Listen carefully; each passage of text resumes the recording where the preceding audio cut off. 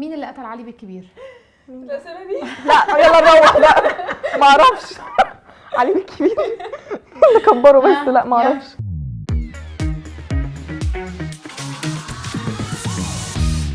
ازيكم يا حلوين؟ الحمد ايه لله. الاخبار؟ ولا روضه، ايوه خديجه، بالظبط. 16 سنه 20 سنه، مظبوط. اخوات. اه روضه انت في ايه؟ انا في اي سي ميكانيكال انجينيرنج. خديجه. انا جريد 11 في المدرسه. خلونا نتكلم شويه عنكم انتوا بقى الاول قبل ما نسال في اي حاجه ثانيه. روضه، اكتر حاجه بتحبيها في نفسك ايه؟ في نفسي ممكن ابقى صبوره، دي اكتر حاجه. وممكن مثلا I'm dedicated، لان انا لو مثلا عايزه اعرف حاجه او كده I'm dedicated ان انا اعرفها وان اكتشف حاجه جديده. خديجه. اكتر حاجه بحبها في نفسي، بحب ان انا فاهمه كل حاجه حواليا. يعني بحس ان انا دماغي سابقه سني بشويه. لا هو مش انت اللي سابقه سنك، هو الجيل كله سابق سنه اصلا. يعني جيل واعي اكتر. بكتير. جين زادت يعني. انت بتتكلمي ايه ده؟ انت بتقولي على الجيل احنا ده كلنا. جيل انت كمان، ما انت كلنا معاهم. جيل واعي اكتر. طيب فاكتر حاجه بتحبيها في نفسك انك واعيه اكبر من سنك. بالظبط. واكتر حاجه يعني لما بعوز اعمل حاجه بعرف اعملها. حلو ماشي. طيب واكتر حاجه بتكرهيها؟ ما عنديش صبر، فضوليه. ازاي بقى بحس اللخبطه دي؟ ايه اللخبطه دي؟ ازاي لما بعوز حاجه بعملها وازاي ما عنديش صبر؟ ما انت أنا لو ما عايزه عنديش حاجه صبر. هتصبري عليها. لا مش كل حاجه، انا بحب اعمل كل حاجه بسرعه. لو انا عايزه اعمل دي هعملها بسرعه. يعني ما هي مش دي من صفات جين زي برضو، السرعه في كل حاجه. ايوه ما بحبش البطء وان انا اخد حاجه واحده. لا انا هعملها وبسرعه. وده مني because of social media، عشان كل حاجه حوالينا بتجري بسرعه. بالظبط. لا ما انت هتحرقي لي بقى الاسئله بقى. نهدى شويه، كل حاجه في وقتها. ماشي. اكتر حاجه انت بتكرهيها في نفسك؟ العناد. ممكن ابقى عنيده، يعني لو في حاجه في دماغي ممكن ابقى مصره عليها لحد ما اعملها. طيب لو هنتكلم جنرال بقى ونقول ايه اكتر حاجه بتحبيها في الدنيا؟ في الدنيا؟ لا ده سؤال ديب قوي. اكتر حاجه بحبها في الدنيا there is always something to explore. دي حاجه اكتر حاجه حلوه، يعني ان هو curious ان انا اعرف اي حاجه مثلا I just go for it. يعني مثلا for example كنا بنسيت اب الكاميرا وكده، فاللي هو انا عايزه اشوف عايزه تعرفي ده بيحصل ازاي. أيوة. اوكي حلو. يعني ده ممكن اسميه شويه فضول، اراده. دي حاجه حلوه. انسه. يعني بحب الدنيا عامه. ايه في الدنيا؟ ايه اكتر حاجه بتحبيها في الدنيا؟ اكيد اهلي. يعني حاسه ان اهلي اهم حاجه في الدنيا. اوكي. عميقه. فكرتي؟ لا ده حلو. فكرتي. انا قلت الدنيا بس الحق لايف. ماشي بس برافو عليكي. ماشي. واكتر حاجه بتكرهيها في الدنيا؟ فكري على بال ما روضه ترد. ان there is an end، يعني الموت مثلا، او مثلا حاجه تخلص مثلا. I'm enjoying something ولا حاجه و there is an end to it، اللي هو انا في دماغي عايزاها مستمره طول الوقت. على طول. مثلا life in general احنا على طول عندنا there is an end، في موتة في الاخر. فدي مثلا حاجه للاسف يعني خايفه من نهايه اي حاجه او الموت او كده. فكرتي؟ اجابه تحفه. اجابه تحفه اكيد انا قلتها. خلاص هقول لك على حاجه، ما تجاوبيش بس بيفكري في الموضوع. اوكي ماشي. طيب انت في الدنيا ظالمه ولا مظلومه؟ نلعب الاثنين عامه. بيبقى في سيتويشنز بضطر ان انا اظلم، وفي سيتويشنز انا بظلم فيها.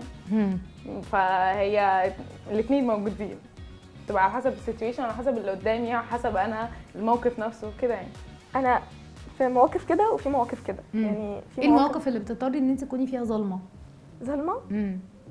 يعني في مواقف كتير اللي هو مثلا لو اي حد ضايقني بطريقه وحشه انا هبقى ظالمه عليه. يعني حاسه ان انا كده هاخد الحق مش ظلم. ممكن تتحسب كده. لا تعالي لي بره الحلقه بقى، احنا محتاجين نقعد مع بعض. محتاجين نقعد مع بعض قعده حلوه كده يا روضه، عشان في حاجات انت فاهماها غلط. طب تمام.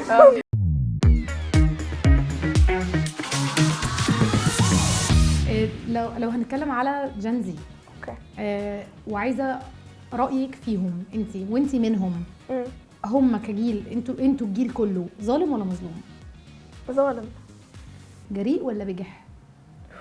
سؤال حلو. جريء ولا بجح؟ في الاثنين. في شويه تحسهم بجحين، في شويه تحسهم جريء. يعني في ناس كتير جريئه وفي ناس بجحه بطريقه وحشه. روضه جريء ولا جريء ولا بجح؟ جريء ولا بجح؟ هو الجراءه الفرق ما بينهم وبين المجاحه قله الادب. فممكن على حسب كل شخص وتربيته بقى، ممكن انا ابقى جريئه وعايزه اللي انا في دماغي مثلا، وممكن اخده بقله ادب، ودي ساعتها بتبقى ايه البجاحه. مظلوم ولا محظوظ؟ مظلوم ولا محظوظ؟ محظوظ.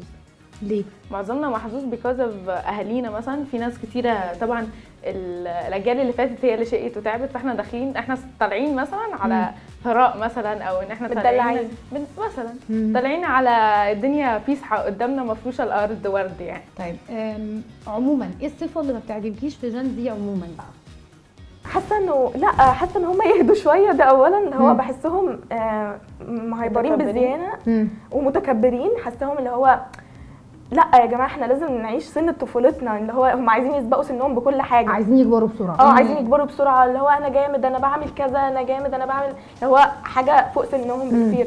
بس لا، حاسه ان احنا نعيش سننا، لان سننا ده حلو قوي، اللي هو نعيشه بطريقه كويسه، مش نسبق سننا يعني بحاجات تانية، بحاجات مختلفه. بالظبط اللي انا بقوله، انتوا سابقين قوي ومش عايشين سنكم. والسن ده احلى مراحل الحياه، اللي هو هتندموا بعد كده، اللي هو مش هتفتكروا اصلا. انا ندمان بالظبط، لانك لما كنت 15 16 17 السن ده حلو قوي يتعمل فيه حاجات ما عملتوهاش، عملتوا الاكبر، فبالتالي ما حسيتوش بيها، فانت وصفتيه بالظبط. برافو عليكي. طيب روضه، هو كلامها كان كويس جدا، اللي هو هم سابقين قوي وقت ميعادهم، يعني اللي هو مستعجلين على ايه كده سرعه كده هنكبر، وكلها بكوز السوشيال ميديا. وزي ما هي قالت هنندم، زي ما حضرتك قلتي هنندم بعدين على الوقت ده. انا دلوقتي ندمانه، اللي هو عايزه ارجع المدرسه تاني، لسه في حياه ما عشتهاش. ايوه لسه في حاجات ما عملتهاش. طب انتوا مثلا مع لو جه قرار ان التيك توك يتشال من مصر خالص؟ انتوا مش معاه بس يكون في حد يعني الاكونتس اللي مش كويسه او اللي بيقولوا كلام مش مظبوط تتقفل، يبقى في رقابه. يبقى في رقابه على بالظبط على التيك توك وعلى اي سوشيال ميديا عامه يعني بالظبط. طيب ايه الحاجه اللي لو هسالها السؤال ده الاول عشان ما تغشش منك، استنى. ايه الحاجه اللي لو مش حرام تعمليها؟ لسه كنت بتكلم فيه النهارده. لو مش حرام هعمل تاتو. ده الواد اللي في دماغي. هعمل تاتو فعلا. حاسه فعلا بصراحه يعني. نفس الكلام. اوكي ماشي. يعني احنا انا عاجبني صراحتكم.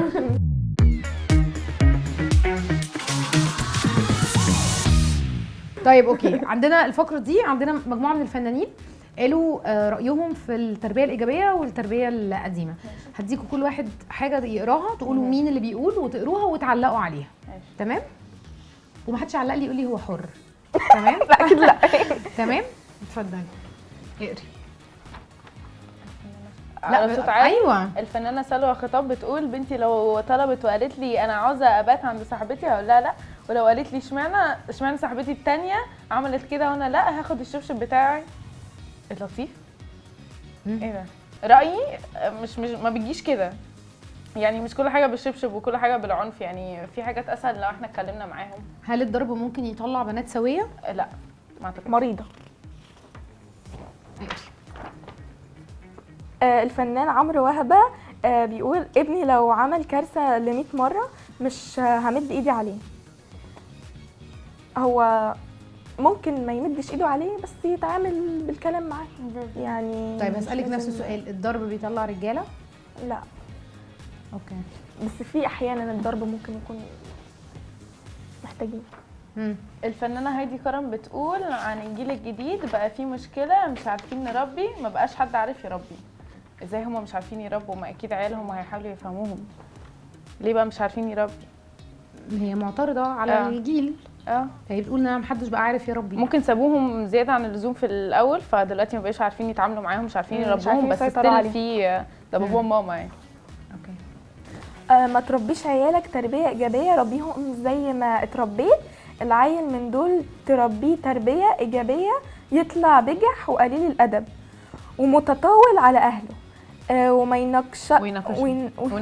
ويناقشك باستفزاز. كل ده من التربيه الايجابيه. راجل فهمان. ايه؟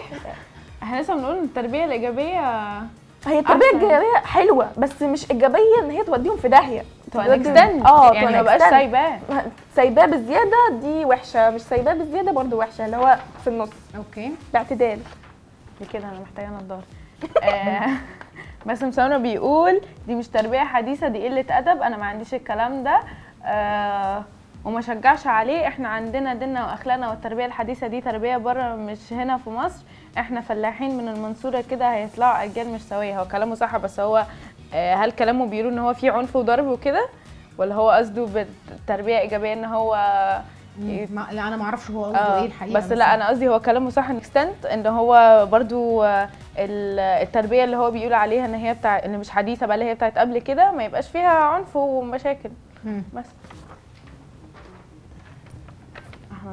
احمد العوضي جوه التربيه الايجابيه والنوتي كورنر ما يطلعش راجل. جو التربيه الايجابيه والنوتي كورنر ما يطلعش راجل، ده حقيقي. ما يطلعش راجل. تمام. سكر. والله انتي سكر يا. لا ما يطلعش راجل فعلا. يعني جو النوتي كورنر ما يطلعش راجل. نوتي كورنر وما اعرفش، لا خالص. انتي حبيبتي قلتي لي عندك كام سنه؟ 16. مش متاكده ان هم 36؟ طيب اوكي ده رايك. طيب يعني كلامه صح؟ كلامه صح. اوكي.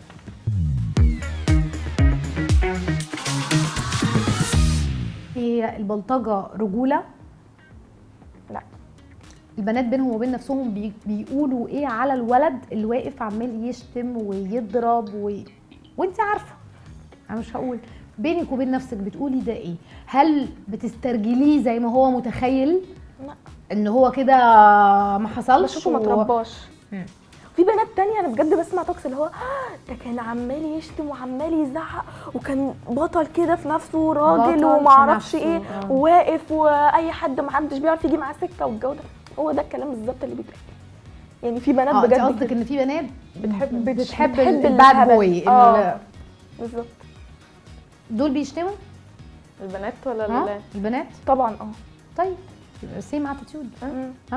طب انت بقى رايك ايه في البنات اللي في سن اختك واصغر من كده كمان، وما شاء الله اللسان 10 متر قدام، لسان شتايم يعني انا شخصيا ما اقدرش اقولها؟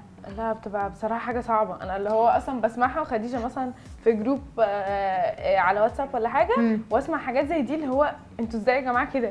انتوا ازاي الجيل ده وصل للالفاظ دي؟ اللي هو انا اصلا الالفاظ دي ما بحبش اسمعها. هو ده السؤال، ازاي الجيل ده وصل للالفاظ دي؟ هل ده تاثير من الجيل نفسه ولا تاثير من اهاليهم؟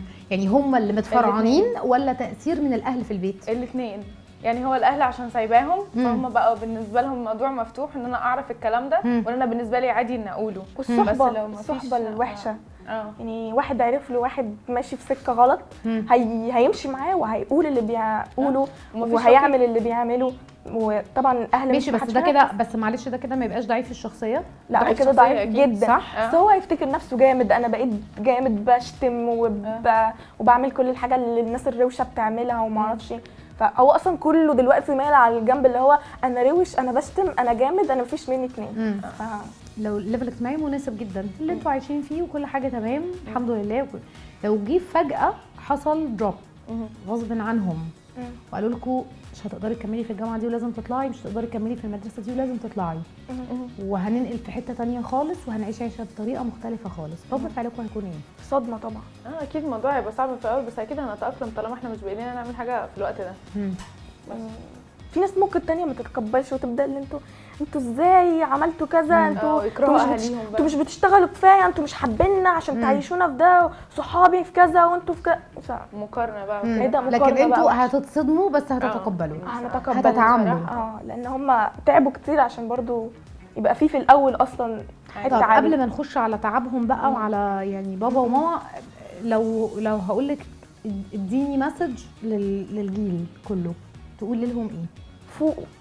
فوقوا وكفايه هبل. يعني بجد في هبل كتير بيحصل، وفي بنات بجد بتعمل حاجات هتندم عليها في المستقبل. يعني هي بعديها بشهرين 3 بجد انتوا لازم تفوقوا، لان انتوا هتندموا في ندم. يعني كده في ندم، فانتوا فوقوا عشان تندموش بعدين. انا براود سيستر دلوقتي. براود سيستر فعلا. طيب وانتي ممكن تقولي لهم ايه برضو؟ اقول لهم انه مش بالروشنه، الحياه مش كده خالص. والدنيا بتيجي عليك وساعات انت بتبقى فاكر نفسك احلى حاجه، بس هي مش كده خالص. ايه اللي ناقصهم علشان يحسوا اللي انتوا بتقولوه ده؟ ياخدوا صدمه، ياخدوا ازمه. ياخدوا صدمه كبيره في حياتهم هتفوقهم. ينزلوا من اللي هم عايشين. زي الازمه اللي كنا بنتكلم فيها دلوقتي. يبقوا واعيين اكتر مثلا للحياه. من ضمن الفيديوهات اللي بتظهر على السوشيال ميديا الشباب اللي بقى بيموت كتير قوي في سن صغير جدا. طب ما هي دي صدمه يا خديجه. انت ممكن تستفيدي من فيديو زي ده، تشوفي خبر زي ده، ممكن غيرك ما يفرقش معاه. الفيديوهات دي بتاثر جدا عامه. طبعا ده طبعا. اي فيديو، اي حاجه يعني كده ليها علاقه بالموت، او مثلا ليها علاقه باي حاجه وحشه بتحصل، دي اكيد بتاثر، بس يعني مش في كل الناس. بالظبط، مش في كل الناس.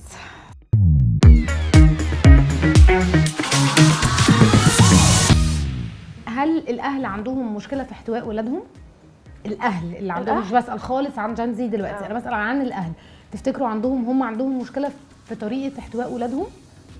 لا، في اهل كويسين جدا، بس في اهل تانيين ناسين ولادهم. ماشي. ايه الحاجه اللي ناقصاهم عشان يعني ايه الحاجه اللي ناقصه الاهل علشان يكونكتوا مع ولادهم؟ يبقوا اصحاب، اللي هو يلا ننزل سوا، يلا نروح سينما، في فيلم جديد. خلي بالك في اهالي بتعمل كده، وبرده العيال بيبقى في اللي رافض بقى، في دماغه في بيكونوا اخدوا من اهلهم صدمه مثلا في الاول، ان هو مثلا حكى له على حاجه انت يا بنت لازم تدخلي سايكاستري بقى يعني كده سايكولوجي، لا حاجه عميقه كده. كل كلامك عن الصدمات والانهيارات قولي بس الصدمه دي اللي بيكونوا اخدوا، او في موقف حصل مع اهاليهم هم مثلا معلق معاهم مش عارفين ينسوه، اللي هو مثلا حكيت لك على حاجه وعملت معاك كذا وانت ما اهتمتش برايي ولا اي حاجه. طب مين محتاج ايه؟ انا اللي بتكلم دلوقتي، عايزه اسمع منكم. مين محتاج ايه علشان يقربوا لبعض؟ الاهل يبقوا عاملين ازاي والولاد يبقوا عاملين ازاي عشان الدنيا دي تقرب من بعض، عشان الجاب عماله تكبر قوي كل شويه؟ الصراحه من الاهل، يعني ان انت تكون صريح مع اهلك واهلك صراح معاك. يعني الاهل ما يخبوش عنك حاجه، انت كده كده هتعرف. اصل في بجد يعني بيخبوا عنك اي معلومه، فانا اللي هو انا بتضايق، انت ليه بتخبي عني؟ ما انا ممكن اجي في وقت واخبي عنك برضو. فحاسه دي برضو ممكن تعمل يعني انت بتقولي الصراحه من الاهل للولاد ومن الولاد للاهل. ما انت لو عملت لو الاهل بقيت صريحه مع الولاد، الولاد هيبقوا بعدين صراح معاك. ما انت لو مش صريح في صغرهم، من صغرهم انت صريح معاهم، من غير ما هم يعني يحسوا ان انت بتحور عليهم او في اي حاجه انت مخبيها، هم بعدين مش هيحوروا عليك ويبقوا صراح معاك. صح. طيب لو هقولك، لو عايزه توجهي، جاتلك فرصه انك توجهي اتهام لماما، تتهميها بايه؟ ماما؟ لا مش حاسه هتهمها بحاجه. بابا؟ ولا بابا بس بيندمج في شغله زياده عن اللزوم. اوكي، قولي لي اسم الاتهام. اتهام؟ اللي هو كفايه شغل، ركز معانا شويه بس، شكرا. بس كده. اتهام لبابا او ماما؟ هو ممكن بتاع خديجه لبابا، اللي هو ليه كل يوم مش يوم الجمعه؟ يوم الجمعه بس اللي بيقعد معانا كده. عايزينه يقعد اكتر. اوكي، يعني احنا بنحب his presence، فعايزينه اكتر موجود معانا وكده. اوكي. اكتر حاجه بتكرهيها في ماما؟ بكرهها في ماما يعني بحسها بتفهمني غلط ساعات. يعني ممكن ما تفهمنيش بسرعه بسرعه في حاجات معينه، يعني بحسها محتاجاني اشرح اكتر، او اللي هو اوضح اكتر عشان هي تلقطني. روضه، الكرفيو اللي بتعمله الكرفيو بتاعكم الساعه كام؟ 9. 9 لا هي 9 بيبتدوا يرنوا بقى. لو انتوا فين؟ خطوه ليه كده مش عارفه ايه الساعه، بس لو جت 12 واحنا بره البيت. الكرفيو بتاع خديجه نفس الكرفيو بتاعك دلوقتي؟ لا، الكرفيو بتاعك كام دلوقتي؟ يعني دلوقتي 10 مثلا لازم ابقى في البيت، بعد كده بقى يبتدوا يرنوا انت فين ويتضايقوا كده. اوكي، الكرفيو بتاعك 9؟ انا مستحسن من اول 9 بقى في البيت. بعد كده حاسه انه اصلا بتمشوا على كرفيو مظبوط.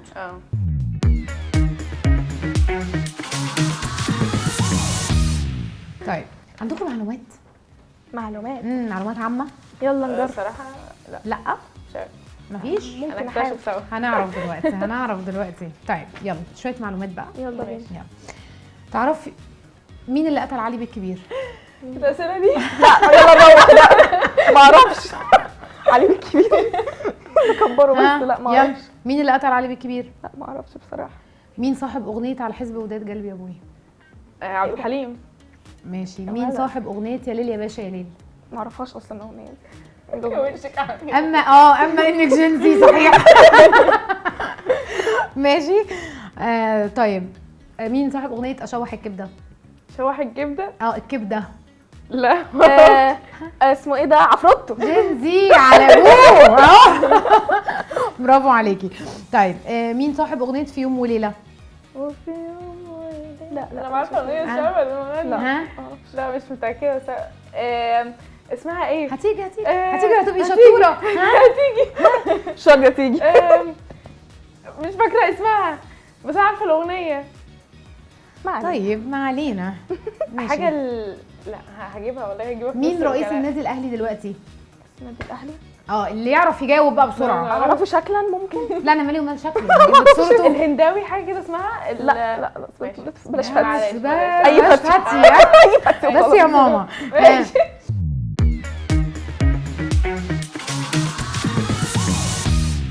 اوكي سؤال وعقاب. هقول السؤال وهقول العقاب. ماشي. هتجاوبوا على السؤال تمام، مش هتجاوبوا هتتعاقبوا. خلاص. شتيمه ماما بتشتمها في البيت. اهو هقول لك العقاب. تقول ايه؟ انت يا زفت. هقول لك